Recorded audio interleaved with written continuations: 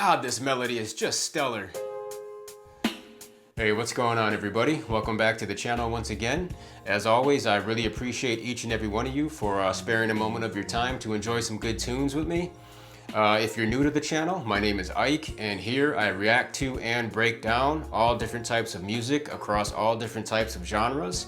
And today, I'm going to be continuing my Pink Floyd journey with Echoes Part 2. I recently reacted to Echoes Part 1 and was just blown away by this tune, not only musically but visually. The video was just outstanding. You know, holding a concert in the middle of the Colosseum ruins of Pompeii is just next level. And for those of you who missed my Part 1 reaction, this tune Echoes is off of their 1971 Metal album. And before we kick this reaction off, if you guys are enjoying the content, please don't forget to leave a like, a comment, subscribe. All that type of engagement really helps out with the channel, and it's greatly appreciated. And without further ado, let's jump straight into this one. This is Pink Floyd with Echoes Part 2.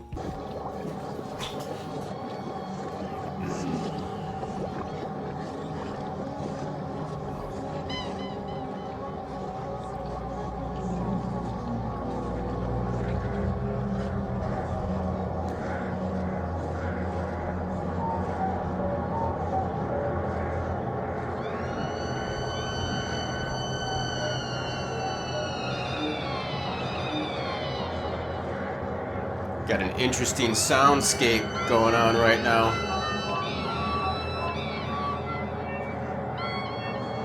Very interesting sounds.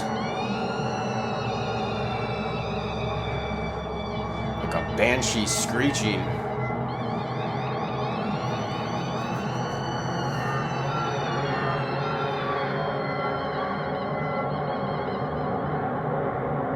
Ghostly, like, you know, haunting.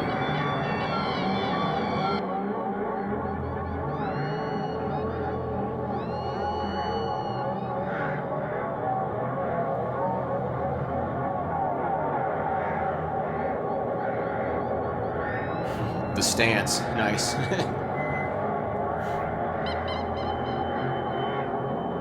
wonder what Roger Waters is doing there. He's like scraping the bass.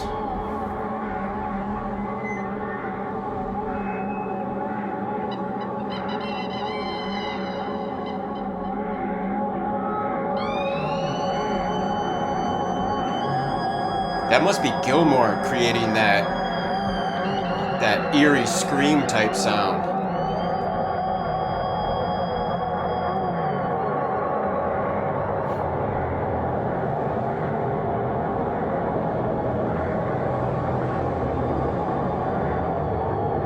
Now, just taking a hike through Pompeii. What an experience.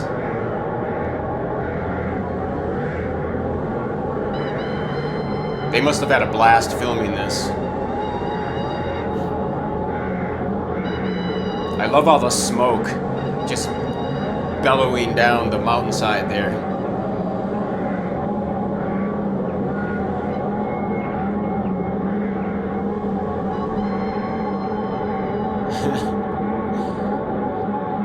Just lollygagging on the volcano. Having a grand old time. Oh, that's a cool shot right there.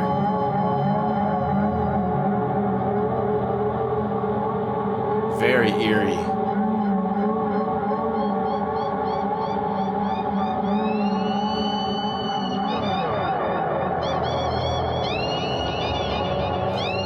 This kind of reminds me of the movie Kickboxer, the ancient ruins.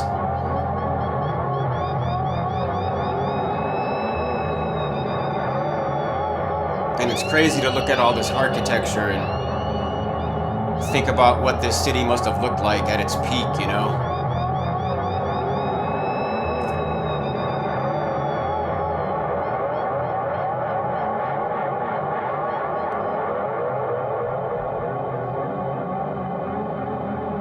The beautiful structures that once stood tall there, you know? And here we go.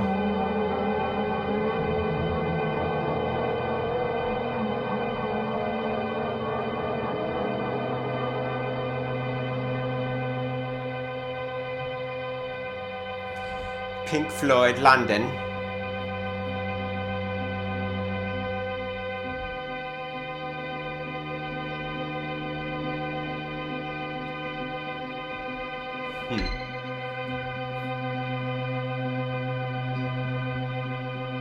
All right, and as usual, I'm just going to make my way through some parts of the song here and break down some things that I thought stood out to me or that I thought were cool. First off, I love how this second part starts off, not only visually, but musically. Musically speaking, they have a really haunting, almost ghostly sounding soundscape that they're producing here.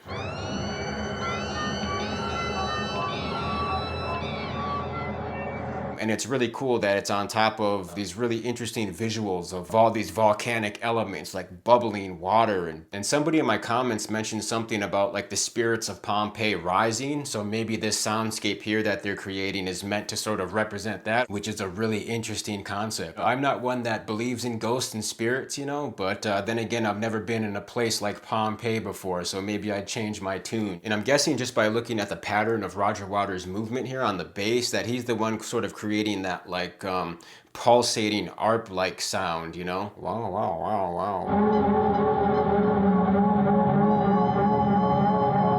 wow. Which is really interesting that he's getting that sound out of a bass. I really love Pink Floyd's willingness to kind of think outside the box and experiment with different sounds. And once again, I like how it looks like they're just taking a leisure stroll amongst the ruins and the mountainsides and whatnot. Looks like a really cool, interesting place to go hiking, to say the least. I really like how they're just joyfully like skipping down the mountainside there with all this smoke and steam. It looks like they're having a lot of fun. Just four lads having a spot of fun. And I like the dark silhouette shots where it shows them basically almost in shadow against like a back screen. That's a really cool and interesting shot. They're doing a lot of really interesting video editing, especially for the early 70s here. Fantastic stuff. And I really like the shot here where you see like this cascading smoke just kind of passing through the ancient ruins. It's a really cool visual. You know, and this scene here where it's showing all of the ancient ruins reminds me of the movie Kickboxer with Van Damme. This is Stone City, where many ancient warriors come. While you train here, listen. But this scene here just triggered that memory in my mind. And then I love the slow creeping over the speaker system. You know, you can see the vegetation that's spread out amongst the old Colosseum ruins there. And they have these really cool lights set up, like these spotlights. It's a really cool visual introduction back into the musical section.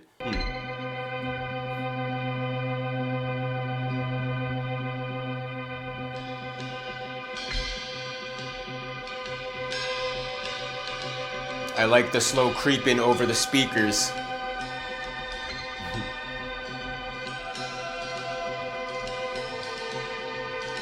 As if we're slowly approaching to get a sneak peek, you know? Like kids peering through the circus tent.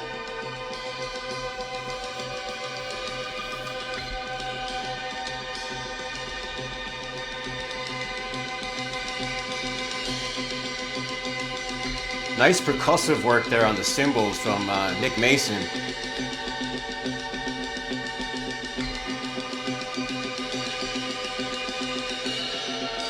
Man, Richard Wright can really lay down a keyboard melody, can he?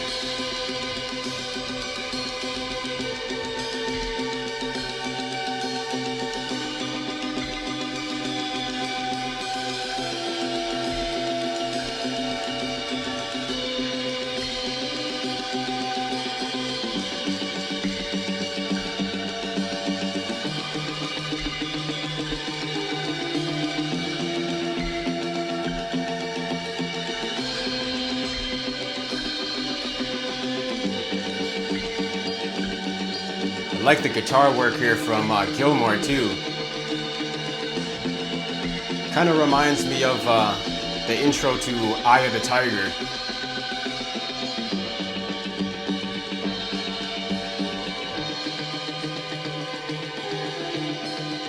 Cool rings.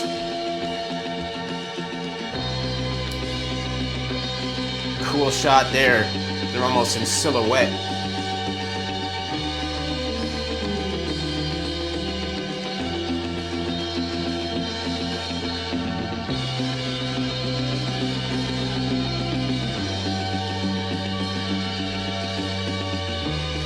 Working those keys.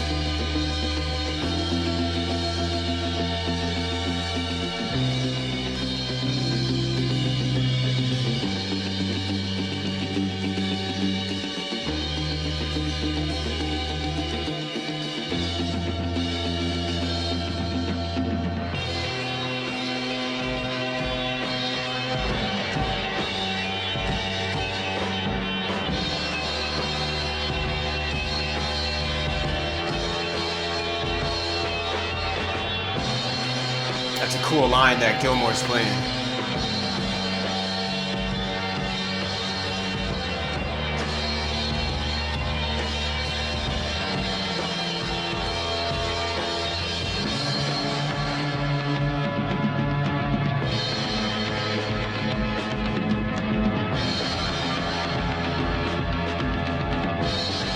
Boy, Nick Mason is a hell of a drummer.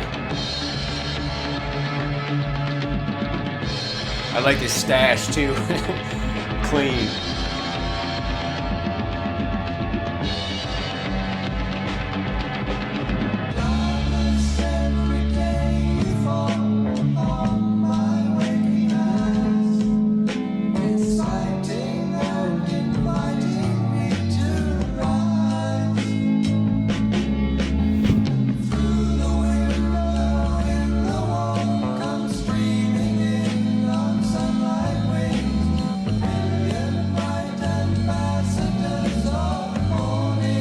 God, this melody is just stellar.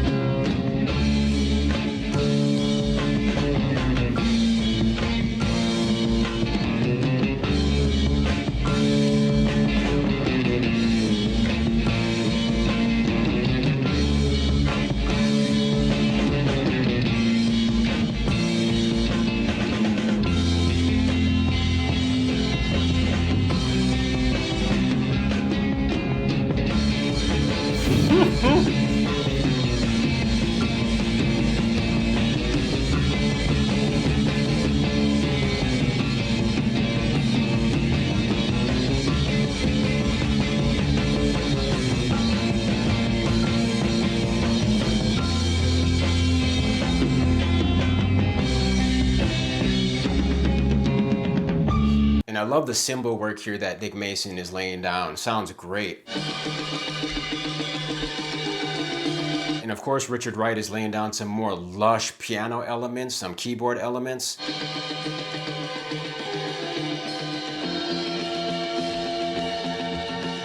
And I like that steady riff or that steady guitar part that Gilmour is playing.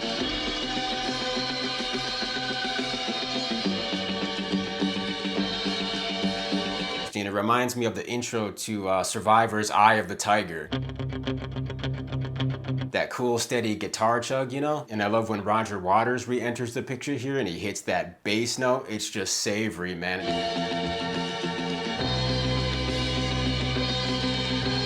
It sounds so cool, and again, it's one of those like chills-inducing moments, you know? A lot of the times when the bass hits, you know, that's when you get the goosebumps. And I love how you can see Richard Wright just in mid-play adjusting all the knobs and the levels and stuff. That's cool. You can tell that each of them has a really deep understanding of their own instrument. And then I like the little change up here where the melody switches up a little bit and you can hear David Gilmour start laying down this really cool sounding lead run.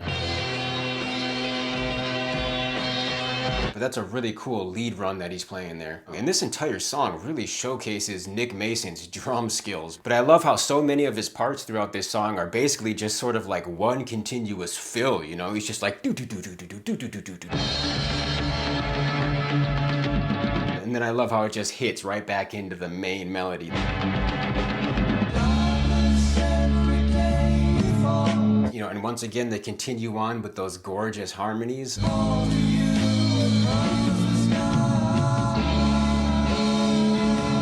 I did do a little bit of research and some people in my comments let me know too that it's Gilmour who's singing the lower part here on the vocals and Richard Wright who's singing the upper. So shout out to the people who let me know that. And then they re-enter back into that kind of explosive section, that doo-doo, doo-doo, doo-doo, doo-doo, doo-doo, doo-doo.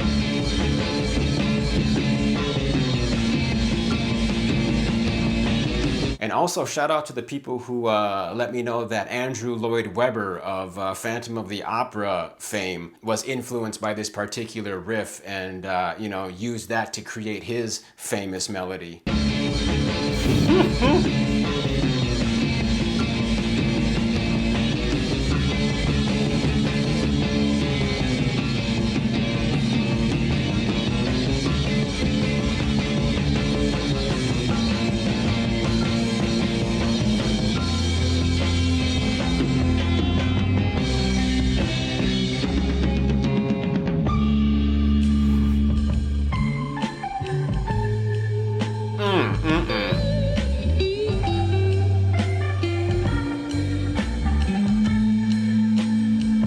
Tasty lick from Gilmour right there.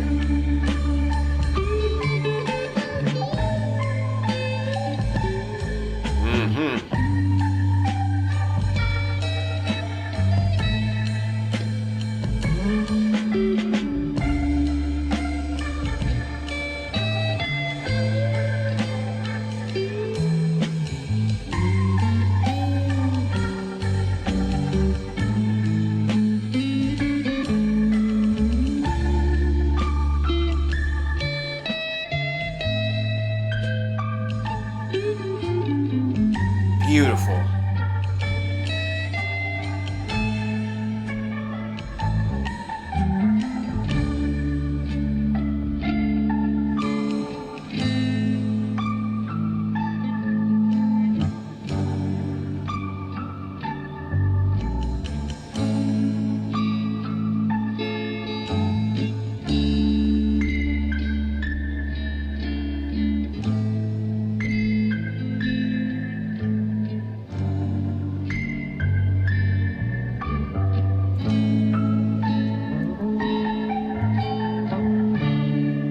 Bass sounds phenomenal.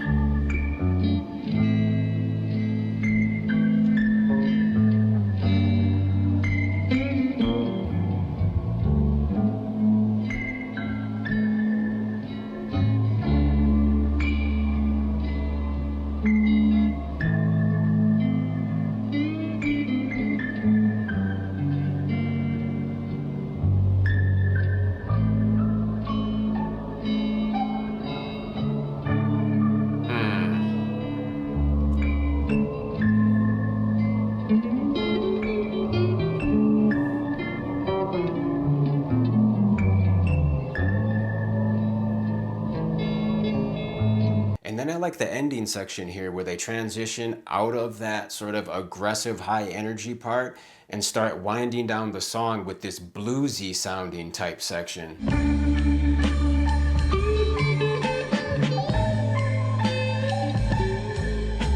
And once again, David Gilmour is really putting in some beautiful guitar work here, man.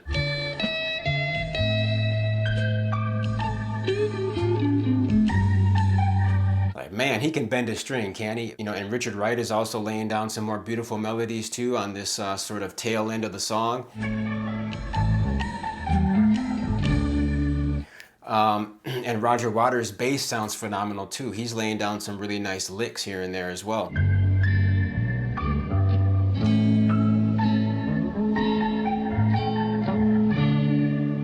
And Waters' tone sounds phenomenal. And just to make mention again of Nick Mason's hi-hat and cymbal work, especially there's this one part where he hits it like 4 or 5 times where it's like cha-cha-cha-cha-cha-cha-cha. Sounds really cool, man.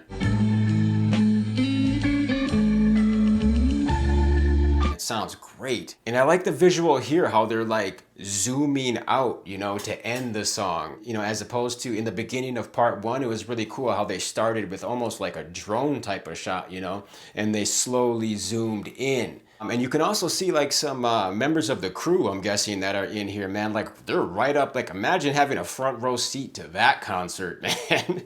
Jesus, talk about a core memory. And I love the wind type of sound that they're producing, that they're using on top of all the other instrumentation to sort of play the song out. It almost sounds like those are vocals that they're laying down to create that sound.